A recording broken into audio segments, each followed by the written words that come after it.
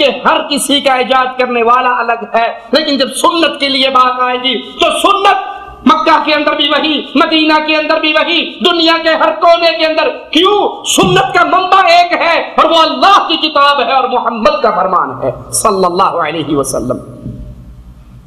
جب سنت پہ آؤ گے مسلمان ایک ہو جائیں گے، جب سنت کو چھوڑ کر بدعات کے راستے پہ چلیں گے تو ہر ملک کی اپنی بدعتیں ہیں، ہر قوم کی اپنی بدعات ایجاد کی ہوئی۔ مالک فرماتا ہے ان الذین فرقوا دینہم وکانوا شیعا لست منہم فی شیء، جن لوگوں نے اپنے دین کو جدا جدا کر دیا، گروہ گروہ بٹ گئے، آپ کا ان سے کوئی تعلق نہیں، ان کا معاملہ تو اللہ کے حوالے ہے، پھر ان کو ان کے کیے ہوئے اعمال کی خبر دی جائے گی۔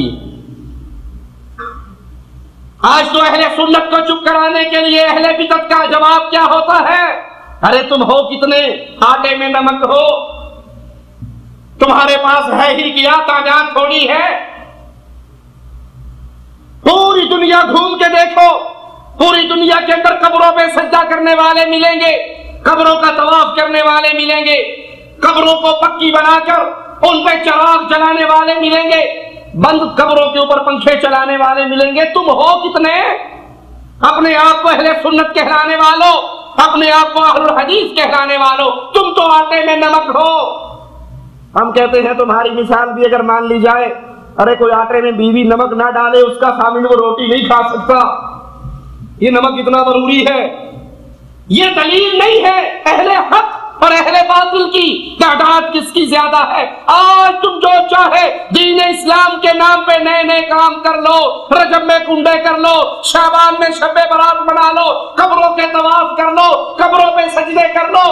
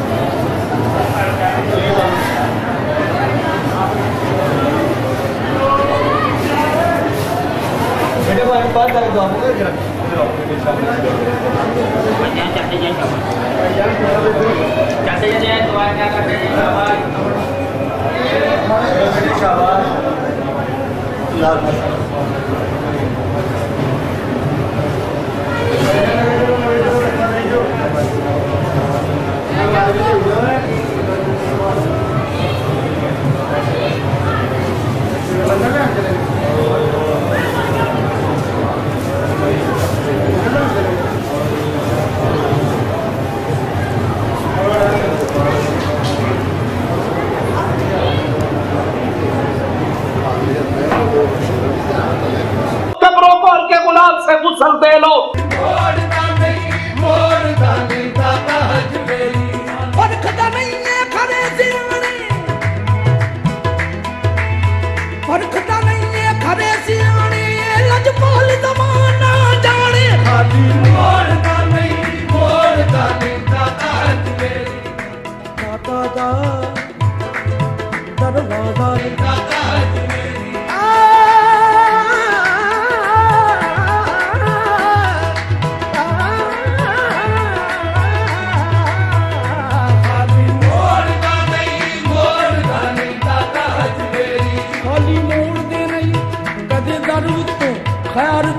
سوالی دی پا دیں ایب ویک دیکھ منگ کے مور کا نہیں داتا حق میری تو سچے دی تو ویک منگ کے چاک نو نہیں ہو داتا دیا دی دادا دیا دی دادا چاک نو نہیں ہو دادا دیا دی دادا موڑ رکھ لے دادا کیا دی دادا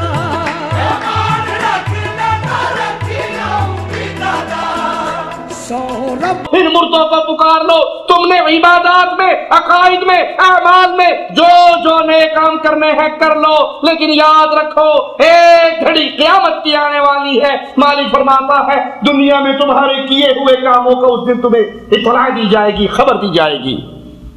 اس آیت میں بھی خواہش کی اتباع کرنے والے گروہ کا ذکر ہے اور اس سے مراد اہل بدعت ہے۔ وَلَا تَكُونُوا مِنَ الْمُشْرِكِينَ، مالک فرماتا ہے مشرکین میں شامل نہ ہو۔ من الذین فرقوا دینہم وکانوا شیعا، جنہوں نے اپنے دین کو ٹکڑوں میں بدل دیا، گروہوں میں تقسیم ہو گئے. یاد کر لیجئے، اہل توحید وہ مکہ میں ہو، مدینے میں ہو، وہ پاکستان میں ہو، وہ انڈیا میں ہو، وہ افغانستان میں ہو، وہ سری لنکا میں ہو، دنیا کے کسی کونے پر اہل سنت، اہل الحدیث، اہل توحید وہ لوگ ہیں جو یہاں پہ عقیدہ ہے وہ وہاں پہ عقیدہ ہے. یہ اہل سنت کا معیار ہے. سنت بین الاقوامی ہوا کرتی ہے، بدعات علاقائی ہوا کرتی ہے. ہر ملک کی اپنی بدعتیں، کہیں تو کالی ہنڈیا کوٹھوں پہ الٹی رکھی ہوئی، کہیں جوتیاں گاڑیوں کے سامنے بنی ہوئی، کہیں ٹرک کے ساتھ کالے کپڑے لٹکے ہوئے. کسی ملک کی کوئی بدعت ہے، کسی ملک کی کوئی. سنت ہر دور میں، ہر علاقے میں، ہر ملک میں ایک ہے، پر بدعت ہر ملک کی جدا ہے، ہر قوم کی جدا ہے، ہر مذہب والے کی جدا ہے. یہ اہل بدعت ہے جو اپنے دین کو ٹکڑوں میں بدل دیتے ہیں، گروہوں میں تقسیم ہو جاتے ہیں. کل حزب بما لدیہم فرحون. ہر گروہ جو اس کے پاس ہے وہ اس پر راضی ہے.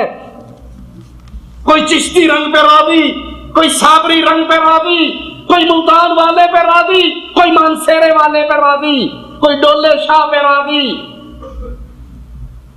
جب سنت کو چھوڑا، بدعات ہاتھ میں آئی، بدعات کے رسیاں ہوئے، تو بدعتوں نے نہ دین ایک رہنے دیا، نہ ملت کو ایک رہنے دیا، نہ قوم کو ایک رہنے دیا، نہ برادری کو ایک رہنے دیا. سنت امت کو جوڑتی ہے، بدعات امت کو توڑتی ہے اور گروہ میں تقسیم کرتی ہے. لیکن اہل بدعت دین اسلام کے نام پہ نئے نئے کام کرنے والے، کاش مالک کے کلام کے الفاظ اپنی پردہ سماج سے ٹکرانے کے لیے کان پہ لگے ہوئے ڈانٹ کھولیں.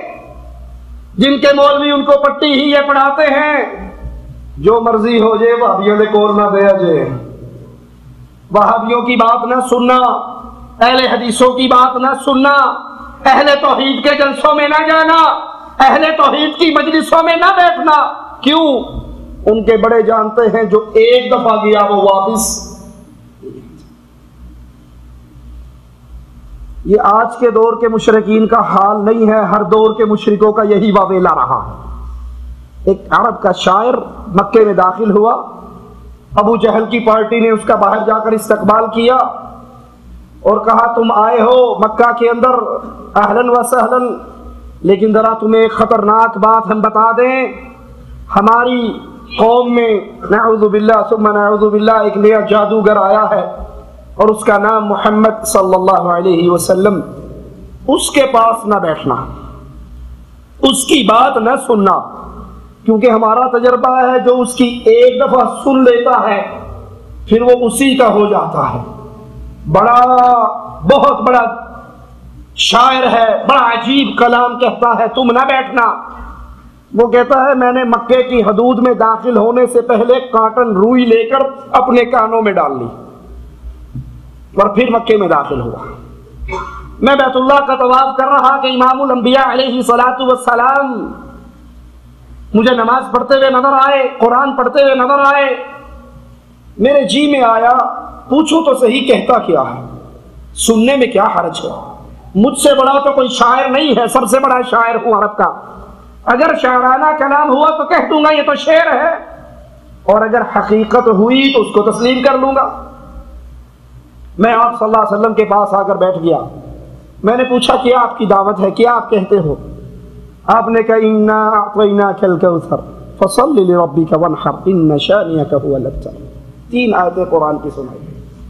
کہا یہ چھوٹی سی آیت، چھوٹی سی سورت میرے پردہ سماج سے ٹکرائی، بے اختیار زبان حرکت میں آئی اور میں نے کہا اللہ کی قسم یہ کسی بشر کا کلام ہو ہی نہیں سکتا.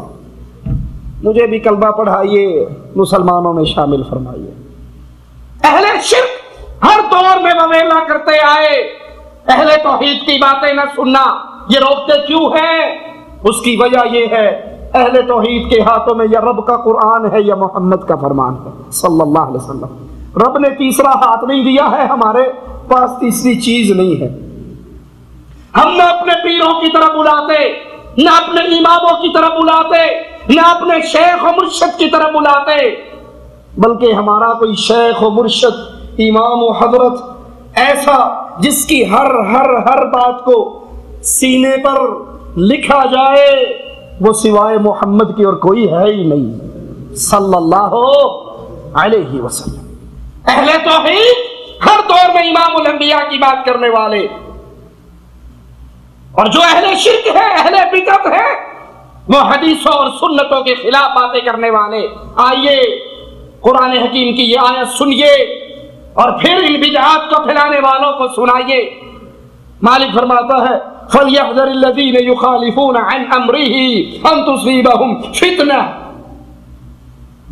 ان کو ڈر جانا چاہیے، ان لوگوں کو اللہ سے ڈر جانا چاہیے جو اس کے حکم کی مخالفت کرتے ہیں، کہیں وہ فتنے کا شکار نہ ہو جائیں۔ جو سنت کے مقابلے میں بدعات ایجاد کرتے ہیں، رجب کی بدعتیں الگ ہے، شعبان کی بدعتیں الگ ہے، محرم کی بدعتیں الگ ہے۔ ہر مہینے میں کوئی نہ کوئی کھانے پینے کا ڈرامہ بنایا ہوا، ہر مہینے کی 11ویں تاریخ کو پیٹ کی جہنم بھرنے کے لیے کوئی دھندا چلایا ہوا۔ مالک فرماتا ہے سنو، جو لوگ حکم رسول کی مخالفت کرتے ہیں وہ ڈر جائے کہ کہیں ان پر کوئی زبردست فتنہ نہ آ پڑے، او یصیبہم عذاب علیم، یا انہیں دردناک عذاب نہ پہنچے۔ جو ہر دور میں سنت سے چمٹا رہا، جس نے ہر مسئلے میں سنت کو اوڑھنا بچھونا بنایا، نماز پڑھنی ہے تو سنت رسول کو دیکھتا ہے، نکاح کرنا ہے سنت رسول کو دیکھتا ہے۔